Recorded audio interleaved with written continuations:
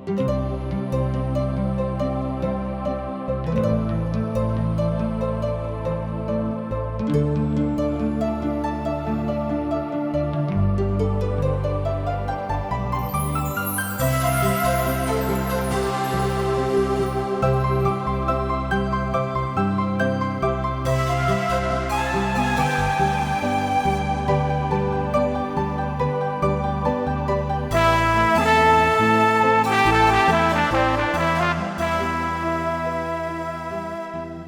आदमी के जिंदगी पाप के कारण तरह तरह की चिंता, दुख और अशांति में पड़ के सही रास्ता से अलग हो गई बा। ओके नइखे पता कि क्यों ना सही रास्ता में आई। यही खातिर TWR इंडिया जिंदगी के राह कार्यक्रम प्रस्तुत करता। ये आपके अनंत जिंदगी और उद्धार की राह में चले बदे तैयार करेला। कृपा करके देखी, सुनी, ताकि परमेश्वर आपकी जिंदगी का रास्ता बताए वाला ठहरस। हाँ मित्र, ये अध्याय में ऐसा बहुत विषय छुपल बा। एक और शुरू बढ़िया सलाह से होता। आज इस संसार व्यापारिक संसार बन गइल बा। यहाँ पर कुछ बढ़िया व्यापार के सिद्धांत बा।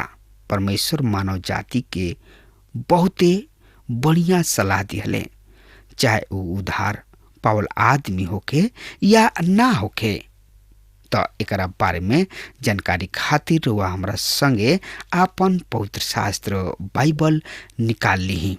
नीति वचन के किताब 6 अध्याय के 1 और 2 पद ए तरी से लिखल बा। हे हमार बेटा, यदि तू अपना पड़ोसी खातिर जमानत देले बड़ा अथवा तू कोनो परदेशी के खातिर वचनबद्ध भइल होखा, यदि तू अपना ही मुंह के बात के जाल में फंस गइल होखा और अपना ही मुंह के वचन से पकड़ा गइल होखा। यहाँ पर 2 गो बात के बतावता जौन की बढ़िया सलाह और संयम है।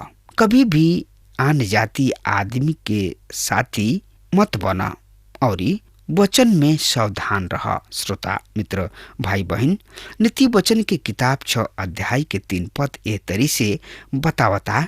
हम रुआ सामने पढ़तानी ए पद के। हे हमार बेटा, तू ऐसन कर कि अपना आप के बचा ल, काहे कि तू अपना पड़ोसी के हाथ में पड़ गइल बड़ा। ऐसे आवा और दिनहीन होके अपना पड़ोसी के मना ला। रुआ उनका किने जाई और उनका से आपन रिश्ता ठीक करी बिना हिचकिचाहट के। रुआ अपन संबंध बना के राखी और अपना दुश्मन सब से सावधान रही। यही बात के ऊ यहाँ कह रहल बने। मित्र, त एकरा बारे में नीति वचन 6 अध्याय के 4 और 5 पद ए तरी से बता रहल बा। तू ना तो अपना आँखी में नींद और ना अपना पलक झपकी आवेदा। तू अपना आप के हिरनी के समान शिकारी के हाथ से बचा ला। श्रोता मित्र भाई बहन, रुआ मत सुती अपना रिश्ता के हिरनी के समान शिकारी के हाथ से और चिड़िया के समान चिड़ई मार के हाथ से छुड़ावा। अबू सकारात्मकता के प्रस्तुत करलन। यही अध्याय के 6 से 8 पद के रुआ सामने हम पढ़ रहल बानी। सुनी ध्यान से। हे आलसी, चुटी से सीखा और उनका पास जा। उन्हीं के काम के देख लोग और बुद्धिमान बन लोग। उन्हीं के ना तो कोनो न्यायी ना अधिकारी और ना ही कोनो शासक होला, पर ऊ ग्रीष्म काल में अपना भोजन के प्रबंध करेली सा और कटनी के समय भोजन वस्तु जमा करेली सा। एगो छोट चूटी शांत शिक्षक है सा। ई सब चूटी हमनी खातिर एगो बड़ सच्चाई की प्रकट करेली सा। पहला सच्चाई तो ई बाकी उनके अपना काम में मेहनती है सा, मेहनत करेली सा। ई ऐसन चीज है सा जौना से कि परमेश्वर के लइकन वचन के सीखे के चाही। चुटी अपना जिंदगी में कौन ऐसन महत्वपूर्ण काम कर रहल बाड़ी सा, कबहू एकरा बारे में विचार रुआ कइले बानी? एगो छोट चूटी कतना मेहनत करली सा। ऊ आपन भोजन वस्तु कठोर मेहनत के साथ बटोरेली सा ताकि भविष्य में काम आवे। अपना भविष्य के बारे में चिंता करेली सा और आपन काम बड़ा ही लगन के साथ करेली सा। आजकल मसीही सबके बीच सबसे दुख के कारण आलसपन है। बहुत सब आलसी लोग सेवकाई में भी आ जाले। हमनी के अपना आप से पूछे के बा कि खाली समय में हमनी के का कर रहल बानी जा? का हमनी के परमेश्वर के वचन के पढ़ी न जा? फालतू चीज के बारे में मत सोची। प्रभु के पवित्र वचन पढ़ला से राउर आलसीपन छूट जाई। एक दिन एगो नौजवान लड़का हमरा किने अइले और बोललन, हम अपना आप के एगो बढ़िया प्रचारक महसूस करतानी। हम यहाँ पर 3 साल से पास्टर बानी। जब हम प्रचार करीना त विषय से हट जाइना और हम अपना आप के सूखा तथा खोखलापन महसूस करे लागिना। एकरा बाद वो बहुते पवित्र बने लगले और कहे लगले, हम बहुते ज्यादा दुआ प्रार्थना और मनन में समय बिताइना। हम कहनी ओ लइका से, तू कतना समय वचन पढ़ेला और दुआ प्रार्थना तथा मनन में लगावेला? हमरा के उनका से संतोषजनक जवाब ना मिलल। ऐसन पता चलल कि सप्ताह में 1 घंटा से भी कम समय वो पवित्र शास्त्र बाइबल अध्ययन में लगावेलन। हम सलाह देनी, तू ज्यादा समय वचन अध्ययन और प्रार्थना में बितावा। अतवार के दिन बिना तैयारी के पुलपिट पर मत जाई। चूटी के पास उनका खातिर एगो बहुते संदेश है। मित्र, तो एकरा बारे में जानकारी खातिर रुआ हमरा संगे आपन पवित्र शास्त्र बाइबल से देखी। नीति वचन की किताब 6 अध्याय के 9 से 13 पद एह तरी से बता रहल बा।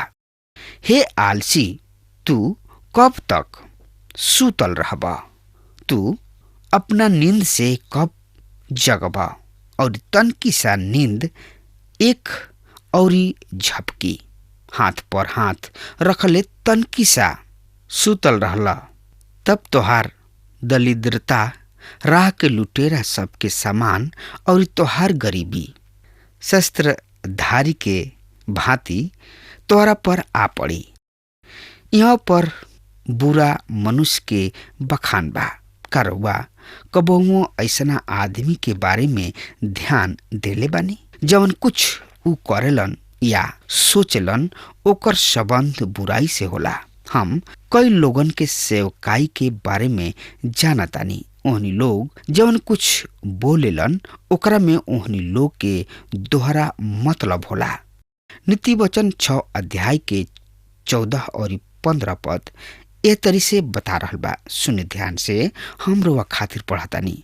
ऊ अपना कुटिल दिल में हरदम बुरा युक्ति सोचले तथा झगड़ा रगड़ा फैलावेलन। ऐसे ओकरा पर अचानक विपत्ति आ पड़ी। उ क्षण भर में ऐसन नष्ट हो जाई कि बचे के कोनो उपाय ना रह जाई। मित्र, हमरा एगो आदमी के याद आवेला जेकरा साथ हम बहुते साल तक सेवा कैनी। बहुत बड़ प्रचारक त ना रही, मगर प्रभु के एगो बढ़िया दास रही। ऊ हमेशा हमरा से कहलन या कहल करत रहन कि तोरा बात में पवित्रता होके के चाही। ओ आदमी के जिंदगी में पवित्रता पावल जात रहे। मित्र, जे जैसन बोई उहे काटी। गलतियों 6 अध्याय के 7 और 8 पद में लिखल बा, धोखा मत खा, परमेश्वर ठाठा में ना उड़ावल जाले। काहे कि मनुष्य तक कुछ बोवेलन उहे काटेलन भी। परमेश्वर अच्छो से प्यार करेलन और बुरा से घृणा करलन। सबोपदेशक 3 अध्याय के 8 पद में लिखल बा, प्रेम करे के समय और बैर करे के समय, लड़ाई के समय, मेल मिलाप के समय होला। 7 बात बा जेकरा से प्रभु घृणा करलन। नीति वचन 6 अध्याय के 16 से 19 पद बतावता। 6 बात बा जेकरा से उनकरा घृणा बा। घमंड से चढ़ल आँख, झूठ बोले वाला जीभ, निर्दोष के खून बहावे वाला हाथ, बुरा युक्ति गढ़े वाला मन, बुराई के खातिर शीघ्रता से दौड़े वाला गोड़, झूठ बोले वाला गवाही और भाई सब में झगड़ा फैलावे वाला आदमी। कुछ चीज ऐसन होला जेकरा से परमेश्वर घृणा करलन। एकरा खातिर राउर ध्यान हम व्यवस्था विवरण 16 अध्याय के 22 के ओर ले जाए चाहतानी। कोनो प्रकार के लकड़ी के बनल असेरा के स्थापना मत करिह और ना कोनो खंभा खड़ा करिह, काहे कि ओकरा से तोहार परमेश्वर घृणा करलन।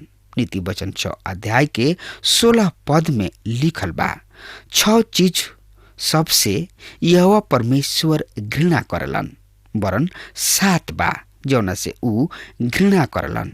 घमंड से चढ़ल आँख, ई मानव के पियक्कड़ और खूनी बना देला। परमेश्वर ओकरा से घृणा करलन। यदि रुआ विचार करी तो पाप ह ई घमंड। एशिया 14 अध्याय के 13 से 15 पद में लिखल बा, पर तू अपना मन में कहले रह, हम आकाश पर चढ़ब, हम परमेश्वर के तारा सबसे भी ऊपर आपन सिंहासन स्थापित करब, हम दूर उत्तर दिशा के छोर पर सभा के पहाड़ पर विराजब, हम बदरी से भी ऊंचा स्थान पर चढ़ब, हम सर्वोच्च परमेश्वर के ऐसन बनब, फिर भी तू अधोलोक में हाँ ओ गढ़ा के सतह तक उतारल जइबा। आई यही लगले अयुब 40 अध्याय के 12 पद एह तरी से बतावता, प्रत्येक घमंडी पर नजर करके ओकरा के दिन बनाव, दुष्ट सबके जहाँ ओहनी के खड़ा बाड़े सा उहमें कुचल द। भजन संहिता की किताब 131 अध्याय के 1 पद में यह तरी से लिखल बा, हे यहोवा ना तो हमार हृदय अभिमानी बा और ना हमार आँख अहंकारी।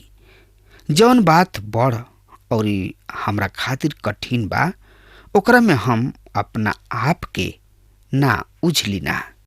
ये तरी एकांत में जाए के बा और कहे के बा, हम कमजोर बानी, हमरा से नइखे हो सकत, हमरा तोहार आवश्यकता बा, हमनी के दिन होखे के जरूरत बा और उनकर शिक्षा ग्रहण करे के बहुते जरूरी बा। दूसरा का हो झूठ बोले वाला जीभ। झूठ जीभ से परमेश्वर घृणा करलन। भजन 116 अध्याय 1 पद में लिखल बा, हम यहोवा से प्रेम राखिना, काहे कि ऊ हमरा गिड़गिड़ैला के सुन ले बाड़े। हम उतावला से कहनी कि सब मनुष्य झूठा हमें। भजन 120 अध्याय के 2 पद में लिखल बा, हे यहोवा झूठ बोले वाला होंठ से और छली जीभ से हमार प्राण छुड़ा ल। भजन 51 अध्याय के 6 पद में एकरा बारे में एह तरी से लिखल बा, देख तू तो हृदय के सच्चाई से ही प्रसन्न होला और मन के गहराई में हमरा के बुद्धि सिखावेला। भजन 31 अध्याय के 5 पद एह तरी से बता रहल बा, सुनी हम रोज सामने पढ़तानी, हम अपना आत्मा तोरा हाथ में सौंपतानी। हे यहोवा, हे सत्य के परमेश्वर, तू ही हमरा के मोल लेके छोड़वले बड़ा। मित्र, तीसर कहा प्रभु घृणा करेलन निर्दोष के खून बहावे वाला हाथ। खून बहावल परमेश्वर के नजर में बुरा है। चौथका ह जौना से परमेश्वर घृणा करलन। अनर्थ कल्पना करे वाला मन। पढ़ी हमरा संगे मत्ती रचित सुसमाचार 15 अध्याय के 19 पद के। ए पद में एह तरी से लिखल बा, काहे कि दिल ही से बुरा बुरा विचार, हत्या, पर स्त्री गमन, बेविचार, चोरी, झूठ गवाही और निंदा निकलेला। 5वां ह जौना से परमेश्वर घृणा करलन। बुराई करे वाला तेज दौड़े वाला गोड़। एशिया 59 अध्याय के 7 पद एह तरी से बता रहल बा, ओकर गोड़ बुराई के ओर दौड़ेला और ओहनी के निर्दोष के खून बहावे के आतुर रहेलन सा। ओहनी के विचार अधर्म के ही विचार ह। ओहनी के राह में उजाड़ और विनाश ही ह। 6वां ह जौना से परमेश्वर घृणा करलन। झूठ मुठ के गवाही दिहल। इ तो आजकल आम पाप बन गइल बा। 7वां ह जौना से परमेश्वर घृणा करलन। भाई सब के बीच में झगड़ा उकसावल। मनुष्य पहाड़ी उपदेश में प्रभु कहले, धन्य हमें उजे मेल करवावे वाला हमें या करवावेलन, काहे कि ऊ परमेश्वर के बेटा कहलई हैं।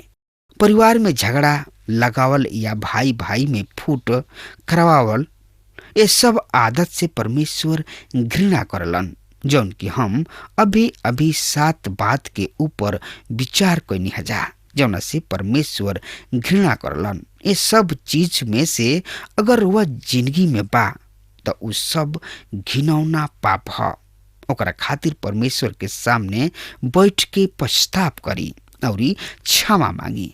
आई आगे देखल जाओ नीति वचन 6 अध्याय के 20 से 23 पद में एह तरी से लिखल बा, हे हमार बेटा, अपना बाबू के आज्ञा के पालन कर और अपना महतारी के शिक्षा के मत तज।